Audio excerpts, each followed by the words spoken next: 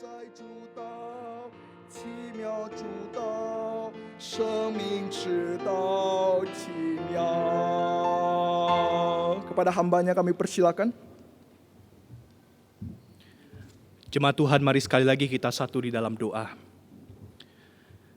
Kami bersyukur kepadamu ya Tuhan, sebab Engkau memberikan firman-Mu kepada kami. Sungguh ya Tuhan, tanpa firman sesungguhnya kami menjadi manusia yang buta secara rohani. Tanpa firman kami tidak dapat mengenal siapa Allah yang mencipta dan menebus kami. Namun kami bersyukur Tuhan, Engkau menyatakan diri-Mu lewat firman yang dituliskan oleh hamba-hamba-Mu di dalam Alkitab. Sehingga kami dapat mengenal siapa Allah dan apa kehendak Allah untuk kami lakukan dalam hidup kami. Karena itu ya Tuhan, pagi hari ini setiap kami rindu sekali lagi disapa oleh kebenaran firman Tuhan. Secara khusus ketika kami merenungkan tentang reformasi gereja, bagaimana gereja boleh kembali kepada dasar kebenaran firman Tuhan. Setiap kami orang percaya ya Tuhan, bahkan gereja kami juga rindu untuk terus diperbaharui berdasarkan firman Tuhan. Berbicaralah kepada kami ya Tuhan, sebab kami siap mendengar. Di dalam nama Tuhan kami yang hidup, Tuhan Yesus Kristus, Sang Firman hidup, kami berdoa. Amin. Shalom Bapak Ibu Saudara yang dikasihi Tuhan. Kita bersyukur Tuhan telah menuntun kita masuk pada minggu pertama di bulan Oktober ini.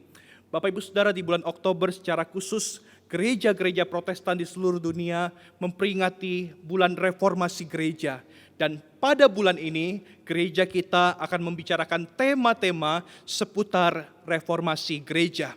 Dan di minggu pertama pada bulan Oktober ini, Bapak Ibu Saudara, kita akan membicarakan sebuah tema yang penting yang menjadi dasar bagi reformasi gereja, yaitu sola scriptura atau scripture alone, atau hanya firman Tuhan. Apa artinya hanya firman Tuhan, Bapak Ibu Saudara? Artinya hanya firman Tuhan yang berhak untuk menjadi otoritas yang mengatur kehidupan gereja dan orang percaya. Mengapa hanya firman Tuhan yang berhak menjadi otoritas satu-satunya? Dan bagaimana setiap kita sebagai orang percaya dapat menjadikan kitab suci, firman Tuhan sebagai satu-satunya fondasi dalam kehidupan kita? Mari kita mendasari perenungan kita dari kebenaran firman Tuhan dalam Injil Matius pasal ke-7. Injil Matius pasal ke-7 ayat ke-24 hingga 27. Sebuah bagian penutup dari khotbah Yesus di bukit dalam Matius 7 ayat 24 hingga 27. Jika Bapak Ibu Saudara telah menemukannya, saya akan membacakan bagian firman Tuhan ini bagi kita sekalian. LAI memberi judul dua macam dasar. Ayat ke-24. Setiap orang yang mendengar perkataanku ini dan melakukannya, ia sama dengan orang yang bijaksana yang mendirikan rumahnya di atas batu. Kemudian turunlah hujan dan datanglah banjir. Lalu angin melanda rumah itu. Tetapi rumah itu tidak rubuh sebab didirikan di atas batu. Tetapi setiap orang yang mendengar perkataanku ini dan tidak melakukannya, ia sama dengan orang yang bodoh yang mendirikan rumahnya di atas pasir. Kemudian turunlah hujan dan datanglah banjir, lalu angin melanda rumah itu, sehingga rubuhlah rumah itu dan hebatlah kerusakannya. Demikianlah firman Tuhan. Ecclesia Reformata Semper Reformanda Secundum Verbum Dei. Bapak Ibu Saudara, kalimat Latin ini merupakan slogan atau semangat daripada gereja reformasi yang berarti gereja yang telah terreformasi harus terus-menerus mereformasi dirinya sesuai dengan firman Tuhan. Bapak Ibu Saudara, sebelum kita lebih banyak bicara tentang reformasi, mari kita menyatukan pemahaman kita terlebih dahulu. Apa itu reformasi dan mengapa gereja secara khusus sebelum abad ke-16 perlu direformasi? Bapak Ibu Saudara, yang pertama, untuk memahami reformasi gereja, mari kita melihat daripada akar kata reformasi. Re yang berarti kembali dan formasi yang berarti bentuk. Jadi ketika kita mengatakan reformasi gereja, apa artinya Bapak Ibu Saudara? Artinya gereja kembali kepada bentuk yang paling dasar dalam kehidupan gereja dan dalam ajarannya. Apa bentuk yang paling dasar dalam kehidupan gereja itu Bapak Ibu Saudara? Bentuk paling dasar dalam kehidupan gereja adalah hidup di bawah otoritas firman Tuhan. Artinya firman Tuhan menjadi dasar untuk membentuk ajaran. Firman Tuhan menjadi dasar untuk membentuk kehidupan daripada jemaat-jemaat Tuhan. Sehingga Bapak Ibu Saudara dalam reformasi, slogan Secundum Verbum Dei, sesuai dengan firman Tuhan, terus menjadi penekanan dan tidak boleh dilepaskan dari reformasi. Sebab peran firman Tuhanlah yang harus menjadi dasar dalam kehidupan dan ajaran gereja. Bapak Ibu Saudara, setelah kita paham apa itu reformasi, mari kita melihat mengapa gereja perlu direformasi. Mengapa orang-orang seperti Martin Luther, seperti John Calvin, seperti Zwingli, dan John Knox harus berjuang. Bahkan mereka harus mengorbankan nyawa mereka yang hampir terancam untuk melakukan reformasi. Bapak Ibu Saudara, reformasi ternyata terjadi karena penyimpangan yang dilakukan oleh oknum-oknum para pemimpin gereja yang tidak lagi mengutamakan firman Tuhan sebagai otoritas utama dalam kehidupan bergereja. Mengapa hal ini bisa terjadi Bapak Ibu Saudara? Hal ini tidak dapat kita pisahkan dari apa yang terjadi di abad ke-10, di mana kekristenan masuk pada suatu masa yang dinamakan zaman kegelapan atau Dark Ages. Mengapa masa kegelapan itu bisa terjadi? Semua itu terjadi karena gereja terbuai dengan kekuasaan. Bapak Ibu Saudara, setelah pemerintahan Romawi berakhir, gereja menjadi primadona yang memimpin pada waktu itu. Di masa itu Bapak Ibu Saudara, gereja menjadi sangat berkuasa. Bahkan gereja bukan cuma bisa menentukan hal-hal yang ada di dalam, namun juga gereja punya otoritas terhadap hukum negara. Karena itu Bapak Ibu Saudara, pada masa itu para uskup, para petinggi-petinggi gereja, mereka punya sebuah kekuasaan yang sangat besar. Bahkan kekuasaan itu hampir dikatakan mutlak. Alkitab tidak lagi menjadi otoritas utama dalam kehidupan bergereja.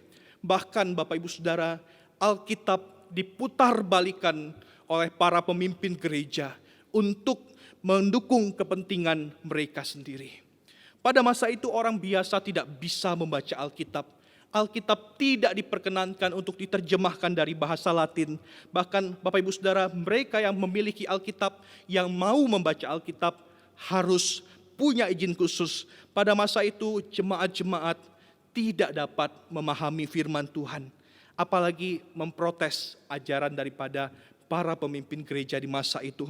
Bapak Ibu Saudara, akibatnya bukan lagi firman Tuhan yang menjadi otoritas, tetapi para pemimpin gereja, aturan-aturan gereja pada masa itu diangkat tinggi dan hampir setara dengan firman Tuhan.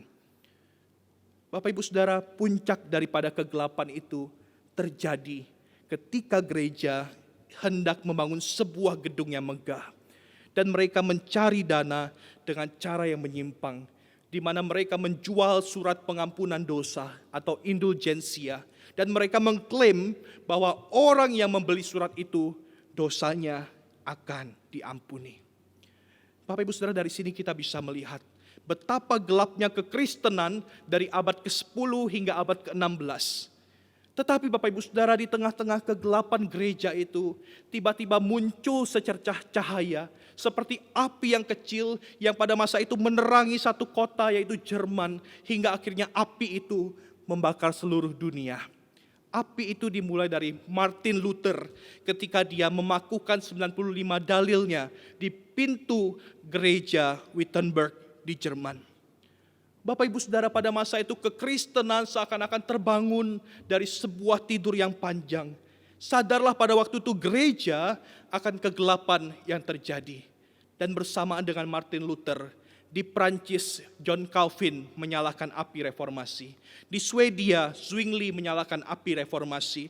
Dan di Skotlandia John Knox menyalakan api reformasi. Bapak Ibu Saudara, orang-orang inilah yang kemudian menyadarkan gereja untuk kembali pada dasar kebenaran firman Tuhan. Dan mereka mengajukan poin-poin penting agar gereja kembali pada firman Tuhan. Sola Scriptura, hanya Alkitab yang berhak untuk menjadi otoritas ajaran dan kehidupan gereja. bukan perkataan paus, bukan perkataan para pemimpin gereja, tetapi Alkitab. Solus Christus, hanya Kristus satu-satunya jalan keselamatan. Sola gratia, hanya oleh anugerah kita diselamatkan. Sola fide, hanya oleh iman kita dibenarkan. Dan soli deo gloria, segala kemuliaan hanya bagi Allah. Bapak Ibu Saudara, itulah reformasi. Sebuah kegerakan yang sampai hari ini mengubahkan gereja-gereja Tuhan. Sebuah gerakan yang sampai hari ini berdampak bagi gereja di seluruh dunia. Membawa gereja untuk kembali kepada dasar kebenaran firman Tuhan yang kita kenal dengan istilah sola scriptura. Tetapi Bapak Ibu Saudara, jangan kita cepat berpuas diri dengan reformasi yang terjadi 503 tahun yang lalu. Itu semua peristiwa yang sudah terjadi hampir setengah abad yang lalu, 500 tahun yang lalu. Mari kita melihat Bapak Ibu Saudara, apa yang terjadi dengan kekristenan di masa kini. Apa yang terjadi dengan kekristenan dan gereja di masa kini Bapak Ibu Saudara. Sebuah kanal YouTube bernama Roundtable memberitahukan bahwa saat ini, hari-hari ini, kekristenan di Eropa, tempat di mana dulu reformasi terjadi, tempat di mana dulu kekristenan berjaya, di hari-hari ini hampir sebagian warganya mendeklarasikan mereka masuk dalam kategori non-religius atau tidak peduli dengan kehidupan beragama. Bapak Ibu Saudara, apa yang terjadi dengan benua Eropa? Jika kita membandingkan 1 abad yang lalu, ada kurang lebih 60% orang Kristen tinggal di Eropa. Tetapi berapa persen orang Kristen yang tinggal di Eropa hari-hari ini? Jumlahnya tidak lebih dari 25% saja. Bapak Ibu Saudara, ini merupakan penurunan yang lebih dari 50%. Dan kalau Bapak Ibu Saudara adalah pengusaha, saya yakin Bapak Ibu Saudara tahu, kerugian yang lebih dari 50% itu bisa dikatakan toko itu atau usaha itu hampir bangkrut. Tetapi Bapak Ibu Saudara, inilah yang terjadi dengan kekristenan di masa kini. Inilah yang terjadi dengan gereja-gereja di masa kini. Gereja-gereja dijual menjadi apa Bapak Ibu Saudara? Menjadi bar dan menjadi supermarket. Mari kita melihat kekristenan di hari ini, di mana dulu tempat-tempat terjadi reformasi. Di Jerman Bapak Ibu Saudara, sudah banyak orang yang tidak lagi datang ke gereja dan lebih percaya kepada mistis dan perdukunan. Di Inggris Bapak Ibu Saudara, sebuah majalah yang bernama The Daily Telegraph dari London menuliskan tidak lebih dari 2% penduduk Inggris yang pergi ke gereja pada hari ini. Bagaimana dengan Prancis? Tempat di mana dulu John Calvin, sang reformator, menegakkan ajaran reformasi. Berapa jumlah orang reform yang ada di Prancis pada hari ini? Bapak Ibu Saudara, jumlah orang reform yang ada di sana tidak lebih dari 3%. Mari kita berkaca daripada data ini Bapak Ibu Saudara. Apa sesungguhnya yang terjadi dengan gereja dan apa yang terjadi dengan kekristenan di masa kini? Mengapa jumlah orang-orang Kristen secara khusus mereka yang ada di tempat reformasi dulu terjadi menjadi sedikit, bahkan hampir menghilang? Mungkin sebagian dari kita berkata, oh itu semua karena pengaruh sekularisme, pengaruh hedonisme. Mereka tinggal di benua Eropa, di tempat yang apapun mereka maukan, semuanya itu ada. Mereka bisa mendapat segala kenikmatan dunia dengan gampang di sana. Semua itu pasti pengaruh daripada sekularisme, hedonisme, dan teman-temannya. Bapak Ibu Saudara, memang kita tidak memungkiri ada faktor hal itu terjadi dengan kekristenan di sana. Tetapi mari kita melihat dalam tubuh kekristenan itu sendiri Bapak Ibu Saudara. Apakah reformasi masih ada dalam tubuh kekristenan masa kini? Apakah peran firman Tuhan sebagai otoritas satu-satunya yang membentuk kehidupan gereja masih dianggap penting di hari-hari ini? Atau Alkitab ini hanya dianggap sebagai buku kuno yang tidak ada signifikansinya bagi kekristenan di masa kini? Bapak Ibu Saudara, inilah yang terjadi ketika kekristenan tidak lagi dianggap penting, ketika firman Tuhan satu-satunya kebenaran dari Allah tidak lagi dianggap bisa mengubahkan. Sehingga akhirnya Bapak Ibu Saudara, kekristenan berdiri pada dasar yang rapuh, tidak teguh. Kekristenan berdiri pada dasar yang gampang goncang. ketika angin-angin pengajaran dunia, ketika kenikmatan dunia itu menerpa kekristenan, maka runtuhlah imannya. Bapak Ibu Saudara, inilah yang terjadi jika gereja tidak lagi memegang sola scriptura. Pertanyaannya, apakah hal-hal yang terjadi dengan gereja di Eropa ini juga mungkin terjadi dengan gereja di Indonesia? Bapak Ibu Saudara, sangat mungkin terjadi jika gereja tidak berdiri pada dasar yang kokoh, yaitu firman Tuhan sebagai fondasi. Bapak Ibu Saudara, dalam bagian firman Tuhan yang tadi kita baca, Tuhan Yesus menjelaskan tentang dua macam fondasi yang penting bagi orang percaya. Di akhir daripada khotbah Yesus di bukit, dia menutup khotbahnya dengan mengajak setiap pendengarnya untuk berefleksi. Apa yang menjadi fondasi atau dasar yang membentuk kerohanian mereka. Dan saya percaya hal ini pun boleh kita tanyakan kepada diri kita sebagai orang Kristen dan kepada gereja kita. Apa yang menjadi fondasi atau apa yang menjadi dasar bagi kerohanian kita dan gereja kita. Bapak Ibu Saudara, Tuhan Yesus menggambarkan dengan dua buah penggambaran. Yang pertama adalah orang bodoh yang mendirikan rumahnya di atas pasir, dan penggambaran orang bijak yang mendirikan rumahnya di atas batu.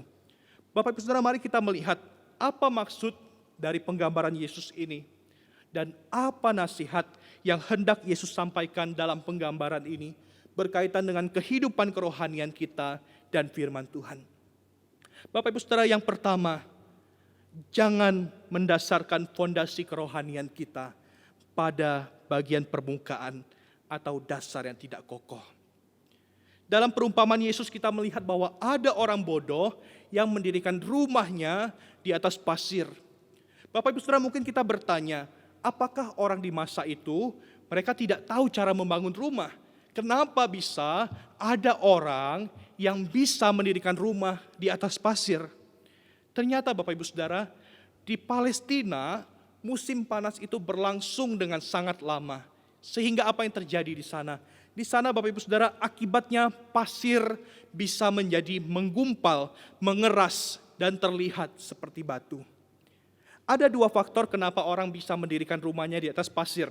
Yang pertama Bapak Ibu Saudara, dia tidak punya pengetahuan yang cukup sehingga dia menganggap bahwa pasir yang mengeras itu adalah batu. Yang kedua, kalaupun dia tahu cara yang benar, dia terlalu malas untuk menggali dan dia menganggap bahwa pasir itu cukup kuat untuk menjadi fondasi rumahnya. Hingga dia membangun rumahnya itu di atas pasir. Bapak Ibu Saudara, Yesus menyebut orang yang mendirikan rumah di atas pasir ini dengan sebutan orang yang bodoh. Sebab mereka tidak mendirikan rumah di atas fondasi yang benar. Dan Bapak Ibu Saudara, ketika hujan datang, banjir datang dan angin menerpa rumah itu, maka robohlah rumah itu dan rusaklah rumah itu. Bapak Ibu Saudara, jangan kira perkataan Yesus ini ditujukan kepada orang yang tidak percaya. Jangan kira perkataan Yesus ini ditujukan kepada orang-orang non-Kristen, Bapak Ibu Saudara. Tetapi perkataan Yesus ini ditujukan kepada setiap orang Kristen. Karena itu di ayat ke-26 Yesus mengatakan, tetapi setiap orang yang mendengarkan perkataanku dan tidak melakukannya. Artinya perkataan ini ditujukan kepada orang yang sudah pernah mendengar firman tetapi tidak melakukannya. Bapak Ibu Saudara, demikian jugalah setiap orang Kristen.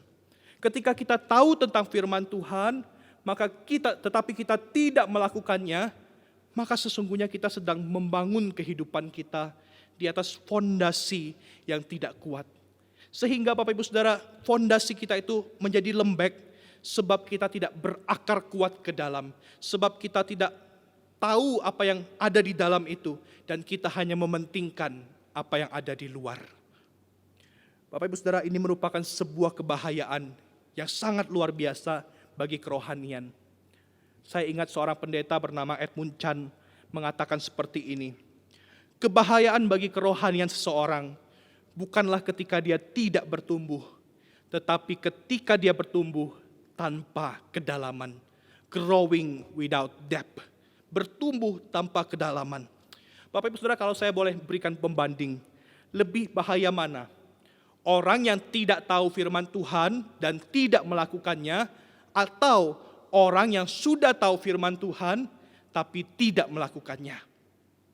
Mungkin Bapak Ibu Saudara mengatakan yang kedua, yang tahu firman Tuhan tapi tidak melakukannya. Kenapa? Sebab orang yang tidak tahu firman Tuhan, ketika dia tahu, ada kemungkinan besar dia melakukannya.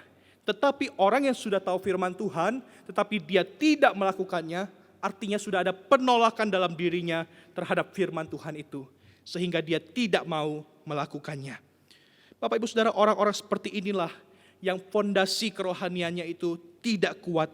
Orang-orang seperti inilah yang hanya pada akhirnya terjebak pada kepura-puraan rohani, terjebak pada kemunafikan rohani, sebab kelihatannya Kristen, tetapi ketika di dalam dirinya diperiksa, ternyata tidak ada fondasi yang kuat dalam dirinya. Sehingga ketika hujan, ketika banjir, ketika angin menerpa, menggoda imannya, maka segeralah dia meninggalkan Tuhan dan goyahlah imannya. Sebab firman Tuhan tidak pernah menjadi fondasi dalam kehidupannya. Bapak Ibu Saudara, suatu kali di sebuah panti jompo ada seorang pendeta yang sudah pensiun dan tinggal di sana. Bapak Ibu Saudara, datanglah seorang jemaat yang mengunjungi pendeta itu dan mereka bercakap-cakap dan tibalah percakapan mereka pada melakukan firman Tuhan. Pendeta itu teringat pada masa lalunya dan dia berkata, "Saya ini agak menyesal.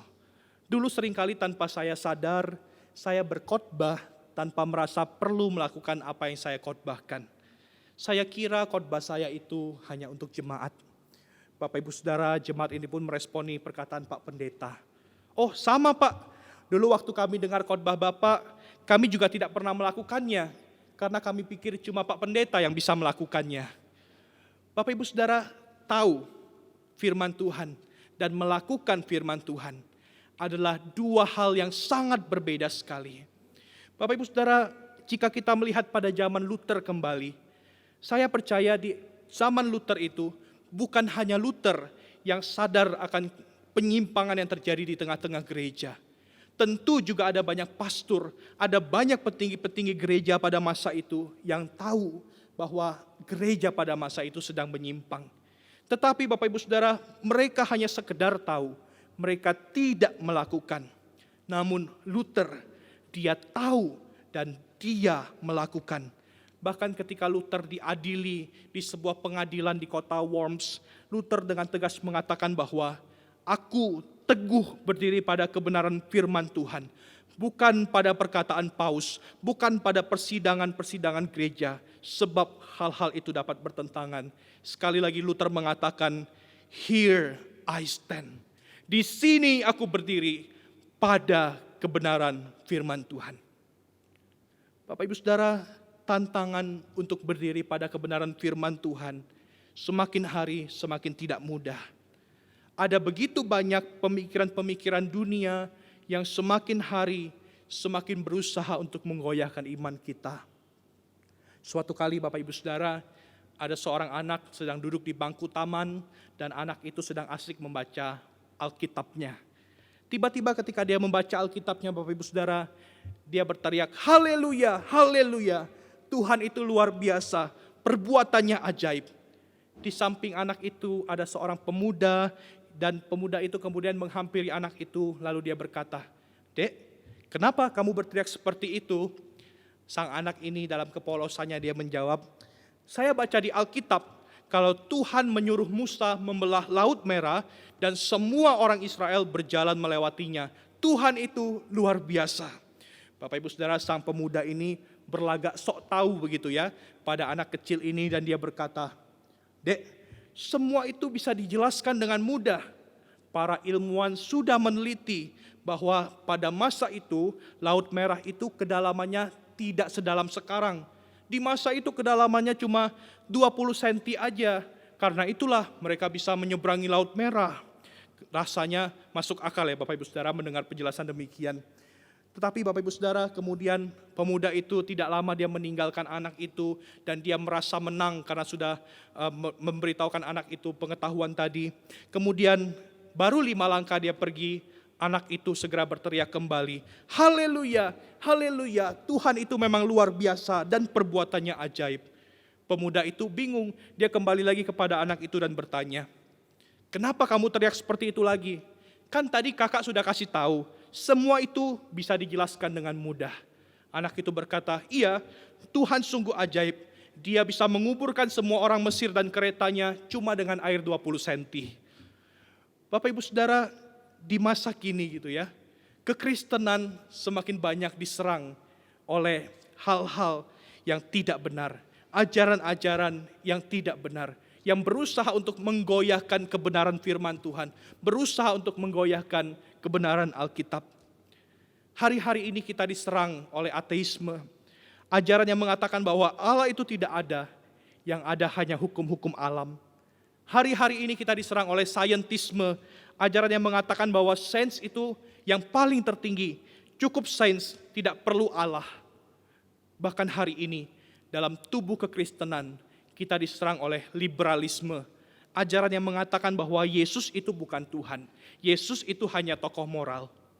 Bapak Ibu Saudara, inilah tantangan-tantangan yang hari ini menyerang iman kekristenan. Jika kita tidak berakar kuat dalam firman Tuhan, jika kita tidak punya fondasi yang kuat dalam kebenaran firman Tuhan, bagaimana mungkin kita bisa memberi jawab terhadap ajaran-ajaran yang tidak benar itu?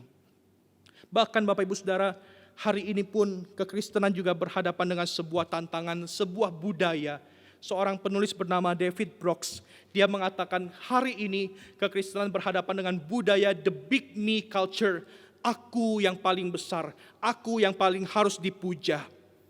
Bapak Ibu Saudara, di zaman ini manusia berusaha mengagungkan dirinya. Dan manusia mengatakan, "You are wonderful, kamu luar biasa." Bahayanya Bapak Ibu Saudara, hal-hal ini, ajaran seperti ini masuk ke dalam gereja.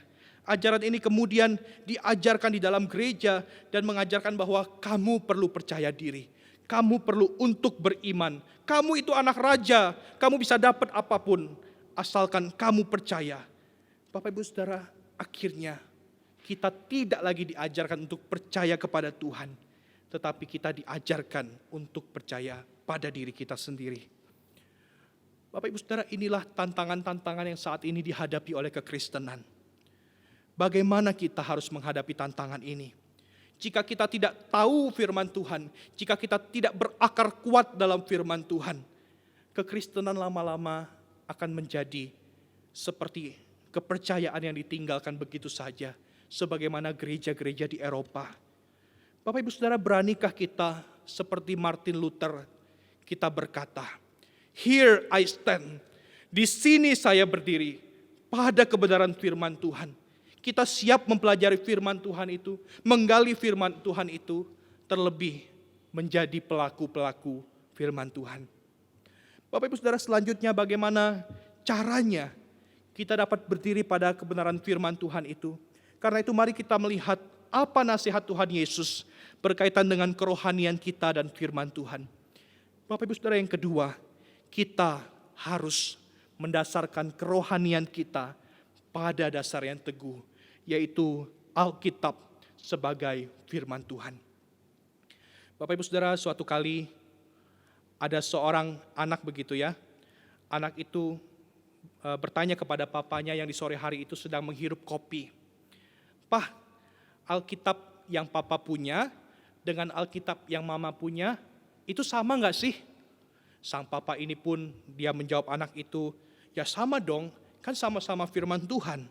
Lalu sang bapak ini dia bertanya kepada anak itu, "Kenapa kamu bertanya seperti itu?" Sang anak ini pun kemudian dia berkata, "Oh, aku kira Alkitab mama lebih menarik dibanding Alkitab papa, karena Alkitab mama lebih sering dibaca daripada Alkitabnya papa." Di hari itu bertobatlah bapak itu, Bapak Ibu Saudara, dan dia mulai membaca Alkitab kembali. Bapak Ibu Saudara, orang Kristen perlu mendasarkan hidupnya pada kebenaran firman, pada dasar yang teguh. Dalam penggambaran yang Yesus gambarkan, dia mengatakan bahwa setiap orang yang mendengar perkataanku dan melakukannya, ia sama dengan orang yang bijaksana yang mendirikan rumahnya di atas batu. Bapak Ibu Saudara, orang yang bijaksana, dia tahu dia tidak bisa mendirikan rumahnya di atas pasir, sebab rumahnya pasti roboh. Tetapi dia tahu bahwa dia harus punya fondasi yang dalam, dia harus punya fondasi yang kuat untuk mendirikan rumah. Karena itu dia akan menggali fondasi itu. Dia berjuang untuk menggali lebih dalam supaya fondasi itu kuat. Dia harus mengeluarkan tenaga ekstra, bahkan dia harus mengeluarkan biaya mungkin supaya rumah itu punya fondasi yang kuat. Bapak Ibu Saudara, dia tahu meskipun harus berjuang dengan keras, tapi apapun yang dia lakukan itu worth it, itu berharga, sebab dia tahu itu semua layak untuk dilakukan. Dan ketika hujan, ketika banjir, ketika angin datang, rumah itu tetap bertahan. Bapak Ibu Saudara, Yesus menggambarkan orang yang mendengar perkataannya dan melakukannya. Dia akan mendirikan rumahnya di atas batu. Hari ini kita belajar tentang topik sola scriptura, scripture alone, atau hanya kebenaran firman Tuhan yang berotoritas membentuk kehidupan kita, membentuk ajaran daripada gereja. Bapak Ibu Saudara, jika kita sungguh-sungguh menganggap Alkitab itu adalah firman Tuhan yang benar, jika kita sungguh-sungguh menganggap Alkitab itu berharga, apa yang seharusnya menjadi respon kita terhadap Alkitab? Bapak Ibu Saudara, yang pertama, jika Alkitab atau pengajaran firman Tuhan itu berharga dan menjadi dasar iman kita, maka kita harus rajin mengisi diri kita dengan kebenaran firman Tuhan. Bapak Ibu Saudara, mari kita bertanya kepada diri kita masing-masing. Apakah Alkitab itu atau firman Tuhan itu sungguh berharga bagi kita? Apakah ada satu kerinduan yang besar dalam diri kita untuk mempelajari firman Tuhan? Apakah ketika ada kesempatan bagi kita untuk mendengarkan firman Tuhan, kita sungguh-sungguh menaruh perhatian kepada firman Tuhan? Atau kita berkata, aduh, maleslah baca Alkitab, tulisannya kecil-kecil, susah dibaca. Aduh, males nih dengar khotbah panjang, susah mau fokus. Bapak Ibu Saudara, apakah kita rela untuk berkorban, untuk menaruh usaha lebih, supaya kita punya fondasi yang dalam? Sebab kita tahu, hidup kita ketika kita dasarkan pada firman Tuhan, maka kita akan punya fondasi yang kuat. Bapak Ibu Saudara, tidak bisa dipungkiri, ibadah online saat ini menjadi sebuah tantangan yang besar bagi kita. Secara khusus ketika kita mendengar firman Tuhan. Ketika kita berada di gereja, di rumah Tuhan, kita sulit untuk melakukan banyak hal, bukan? Tetapi ketika kita beribadah dari rumah secara online, saya mendengar beberapa orang berkata, aduh sulit sekali untuk fokus, ada banyak godaan untuk melakukan hal-hal yang lain. Bapak Ibu Saudara, saya memahami hal-hal seperti ini, godaan ini memang tidak mudah. Tetapi Bapak Ibu Saudara, ketika kita tahu bahwa kita perlu firman Tuhan, kita sungguh-sungguh menghargai firman Tuhan dalam hidup kita, maka mari kita berjuang bersama-sama untuk kita berjuang mendengar firman Tuhan, kita berjuang untuk berani membaca firman Tuhan. Bapak Ibu Saudara, yang kedua, jika Alkitab sungguh-sungguh menjadi dasar pengajaran dan iman kita, maka kita harus berani untuk berkorban, mengejar dan mengerti firman Tuhan. Ketika kita mau punya fondasi yang kokoh, kita perlu untuk berjuang. Kita perlu untuk menaruh usaha lebih, supaya fondasi kita itu semakin dalam. Bapak Ibu Saudara, begitu pula ketika kita ingin memahami firman Tuhan, ingin hidup di bawah otoritas firman Tuhan, perlu ada usaha yang besar, perlu ada perjuangan. Tetapi kita tahu Bapak Ibu Saudara, usaha yang kita lakukan semuanya itu tidak sia-sia. Semuanya itu berharga, semuanya itu worth it Bapak Ibu Saudara. Mari Bapak Ibu Saudara kita mempelajari dan mencari firman Tuhan seperti mencari harta yang terpendam. Amsal pasal kedua ayat keempat sampai kelima mengatakan, jikalau engkau mencarinya, mencari perintah Tuhan dan perkataan Tuhan, seperti mencari perak dan mengejarnya seperti mengejar harta terpendam, maka engkau akan memperoleh pengertian tentang takut akan Tuhan dan mendapat pengenalan akan Allah. Bapak Ibu Saudara, saking berharganya firman Tuhan, Alkitab menggambarkan firman Tuhan itu seperti harta yang terpendam. Dan Bapak Ibu Saudara, ketika kita terus-menerus ingin berusaha mencari harta yang terpendam itu, maka perlu ada pengorbanan yang harus kita lakukan. Ada usaha lebih yang harus kita bayar untuk mendapatkan harta yang terpendam itu. Apa harga yang harus kita bayar Bapak Ibu Saudara? Mungkin kita perlu berkorban untuk fokus mendengar firman Tuhan. Meskipun harus menghadapi tantangan ketika mendengarkan firman Tuhan. Kita harus berkorban uang mungkin untuk membeli buku-buku rohani yang bagus, memperlengkapi iman kita. Berkorban waktu dan tenaga untuk membaca Alkitab, memahami firman Tuhan itu. Bapak Ibu Saudara, tetapi di atas segalanya, pengorbanan kita tidak sia-sia. Sebab Mazmur 1 mengatakan, kita akan menjadi berbahagia ketika kita hidup sesuai dengan firman Tuhan. Bapak Ibu Saudara, sola scriptura berarti kita menghargai dan meninggikan otoritas Alkitab lebih daripada apapun. Karena itu ketika kita menjunjung sola scriptura, maka apapun yang tidak cocok dengan Alkitab harus berani kita buang. Dan apapun yang firman Tuhan ajarkan, betapa sulit sekalipun untuk kita lakukan, harus berani untuk kita perjuangkan. Sebab itu worth it, sebab itu berharga untuk kita lakukan. Jangan sampai kita menjadi orang yang bodoh, yang mendengar perkataan Tuhan, tetapi tidak melakukannya, sehingga hidupnya berada pada fondasi yang tidak kokoh. Tetapi biarlah kita menjadi orang yang bijaksana seperti apa yang Yesus katakan, orang yang melakukan firman Tuhan, orang yang mendengar dan melakukannya. Sehingga fondasi kerohanian kita sungguh kokoh, fondasi kita tidak gampang untuk digoyahkan oleh apapun yang menerpa kita. Biarlah Tuhan Yesus, Sang Firman hidup itu terus menguatkan kita untuk senantiasa hidup di bawah otoritas firman Tuhan. Mari kita berdoa. Kami sungguh bersyukur kepadamu ya Tuhan, sebab firman-Mu sekali lagi meneguhkan kami bahwa firman-Mu adalah benar adanya dan firman-Mu adalah fondasi hidup kami seharusnya. Karena itu tolonglah setiap kami ya Tuhan, sungguh-sungguh mendasarkan hidup kami di bawah otoritas firman Tuhan. Patuh kepada firman kebenaran itu, berani untuk berkorban, memahami, mengerti, bahkan menghidupi kebenaran firman itu. Bantulah setiap kami ya Tuhan, sebab kami manusia lemah yang berdosa, yang seringkali tidak suka untuk diatur oleh kebenaran firman Tuhan. Karena itu Tuhan, bantulah kami dengan anugerah-Mu senantiasa untuk terus punya kerinduan belajar firman Tuhan, bahkan punya kerinduan yang besar untuk terus melakukannya. Terpujilah Tuhan yang baik untuk firman-Mu. Dalam nama Tuhan Yesus kami berdoa. Amin.